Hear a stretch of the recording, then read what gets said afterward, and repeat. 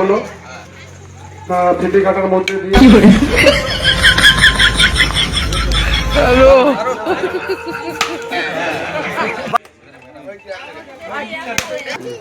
তো এখানে পথশ্রী 4-এর একটা বড় কাজ এসছে।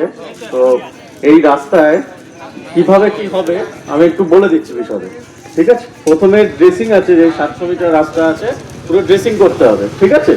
তারপরে এখানে সাববেস যে ম্যাটেরিয়াল রয়েছে বেসটা, তা প্রায় 3 ইঞ্চি থিকনেসে ওটা পুরো 700 মিটার রাস্তাটা যতটা চওড়া আছে পুরো হবে। সেটা আপনারা সবাই দেখে নেবেন, কারণ আমাদের পক্ষে সম্ভব না সবসময় দাঁড়িয়ে থাকা, আপনাদের এই রাস্তা সবার, ঠিক আছে? আর তার উপর এবার যে কংক্রিটিং রয়েছে তা প্রায় 6 ইঞ্চি, মানে 150 mm থিকনেসের হবে। এবং এই রাস্তাটা 6 ইঞ্চিটা সব জায়গায় হবে, পুরো সেকশনে, মানে 700 মিটার রাস্তায় যেখানেই আপনারা দেখবেন সেখানেই 6 ইঞ্চি পাবেন। এরকম কোথাও না যে কোথাও 4 ইঞ্চি, কোথাও 3 ইঞ্চি, কোথাও শেষের দিকে 6 ইঞ্চি, এরকম যাতে না হয়, পুরোটাই হবে। আমি আপনাদের বলে দেবো যে কিভাবে দেখতে হবে। দুটো আমি ব্রিক বলে দিচ্ছি, দুটো ব্রিক্স নিয়ে পরপর রেখে আপনারা দেখে নেবেন যে ওটা যে কোনো জায়গাতে যখন যাবে, যদি ইট এখানে থাকে আমি কেউ নিয়ে আসলে আমি দেখিয়ে দিতে পারতাম। দুটো ব্রিক এখানে নিয়ে আসো।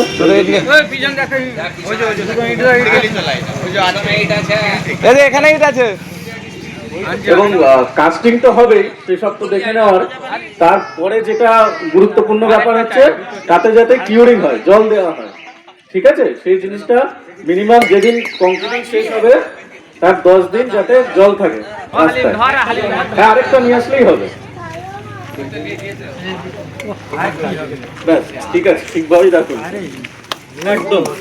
যেটা দেখা যাচ্ছে এইটাই দেখা যাবে সারা রাস্তায়, যেখানে দেবেন সেখানে যাতে এটা মিনিমাম থিকনেস যাতে থাকে, ঠিক আছে? হাইটটা এটা একদম হাইট। এটা হচ্ছে কংক্রিটিং এর, এবং শুধু কংক্রিটিং এর হাইট দেখলেই হবে না, এবার কংক্রিটটা যে তৈরি হচ্ছে ওটাও যাতে ঠিক গুণমানটা যেন ঠিক থাকে, সেই জিনিসটা এবং ভাগটা যাতে ঠিকঠাক মেনটেন হয় সেটা আমি বলে দিচ্ছি। ওই 1, 1.5, 3 বা 1, 2, 3 এইভাবে প্রপোর্শনে হয়। 1 ভাগ সিমেন্ট দেবেন, 1.5 ভাগ বালি হবে, এবং 3 ভাগ হচ্ছে স্টোন চিপ, যেটা এগ্রিগেট বলে, কোর্স এগ্রিগেট, ঠিক আছে? এবং সেই মিক্সিংটা যেখানে হচ্ছে সেই মিক্সচারে মিনিমাম 5 থেকে 7 মিনিট যাতে একটা মিক্সচার ঘোরে এরকম, তারপর যাতে সেটা প্লেস করা হয় সেটা একটু আপনারা দেখে নেবেন। আশা করি কিছুটা বোঝাতে পেরেছি। এবং আমাকে সঙ্গে পাবেন যখন কাস্টিং হবে এবং বেস তৈরি হবে, আমি আসবো এবং তখন আরো ভালোভাবে বুঝিয়ে দিতে পারবো। হ্যাঁ, ধন্যবাদ সবাইকে। হাততালি দাও।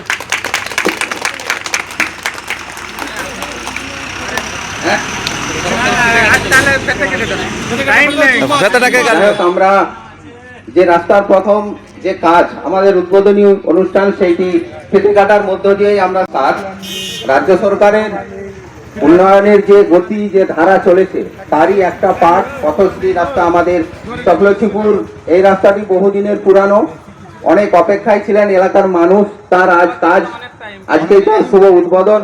যাই হোক, এই শুভ উদ্বোধনের এই অনুষ্ঠানের সভাপতিত্ব করছেন আমাদের এই সংসদের পঞ্চায়েত সদস্য তৎসহ আমাদের পঞ্চায়েত সমিতির সভাপতি সম্মানীয় শ্যামলী সর্দার। উপস্থিত আছেন আমাদের ব্লকের ইঞ্জিনিয়ার সাহেব এবং 6 নম্বর অঞ্চলের প্রধান এবং আমাদের পঞ্চায়েত সমিতির কর্মাধ্যক্ষা মাননীয় জারিনা ইয়াসমিন তৎসহ এই এলাকার ভোটার বিন্দু এবং নেতৃত্ব সকলকে যথাযোগ্য স্থানে সম্মান ভালোবাসা জানিয়ে কয়েকটি কথা বলি। বাস্তব কথা, একটা কথা মনে রাখতে হবে যে মমতা বন্দ্যোপাধ্যায় এই এলাকার উন্নয়নের স্বার্থে যেভাবে মানুষের পাশে থেকে কাজকর্ম করে চলেছেন, আমরাও আশা রাখি তার পাশে সকলে থেকে যেভাবে এগিয়ে যাচ্ছেন তাকে সহযোগিতা করব। এবং গ্রাম বাংলার যেসব কাজগুলি এখনো আধুরা আছে, পানীয় জল, রাস্তাঘাট, সেইগুলি যাতে সম্পূর্ণ করা যায়, তার জন্য আমরা এই যে রাজ্য সরকারের সঙ্গে সব সময় সহমত পোষণ করে চলবো এই আশা রাখি। যেহেতু আজকে আমাদের জুম্মার দিন, বেশি সময় নেই, তাই সকলকে যথাযোগ্য স্থানে সম্মান ভালোবাসা জানিয়ে আমি আমার ছোট্ট কথা শেষ করছি। নমস্কার। এইবারে আমাদের সভায় বক্তব্য রাখবেন আমাদের পঞ্চায়েত সমিতির সভাপতি সম্মানীয় শ্যামলী সর্দার মহাশয়া।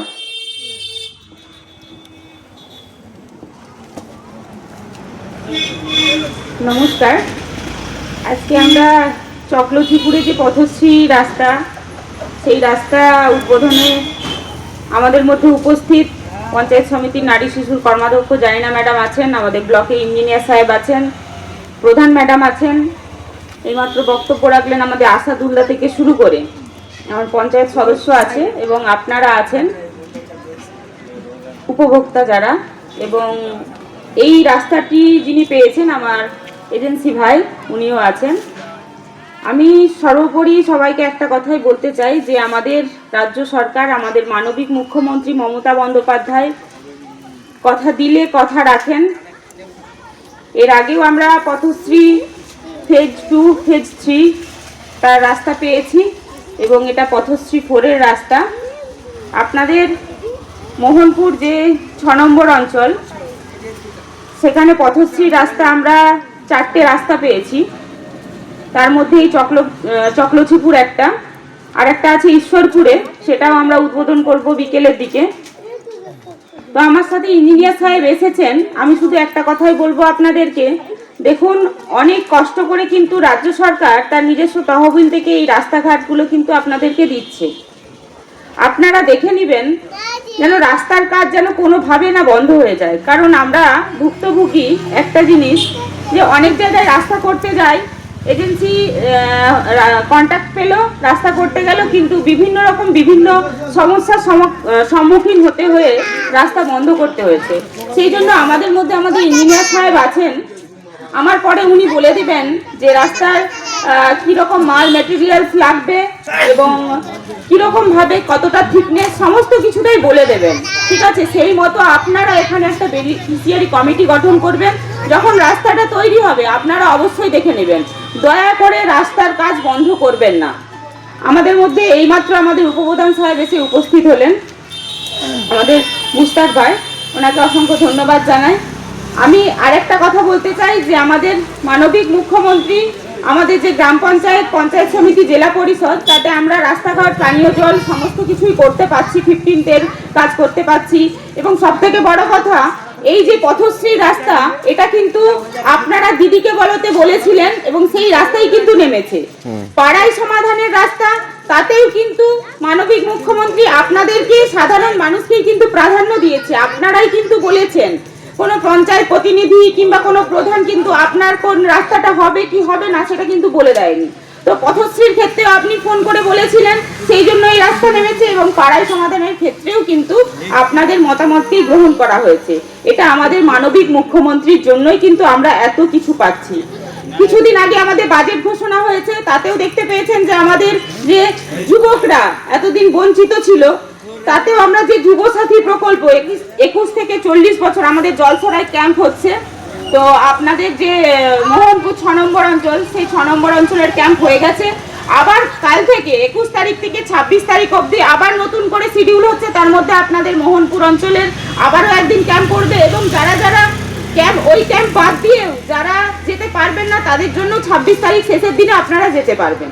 সমস্ত কিন্তু মানবিক মুখ্যমন্ত্রী আমাদেরকে কিন্তু দুহাত ভরে দিচ্ছে। তাই আপনাদের কাছে অনুরোধ, আপনারা এই রাস্তাটা যখন হবে তখন আপনারা দেখভাল করবেন, দেখে নেবেন।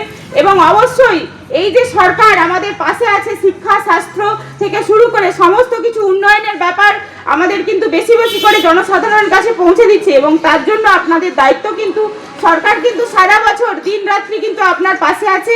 এই কথা মাথায় রেখে কিন্তু আপনারাও সরকারের পাশে থাকবেন, এই আশা রাখি। এই আশা রেখে আমি আমার বক্তব্য শেষ করছি। ধন্যবাদ। জয় বাংলা।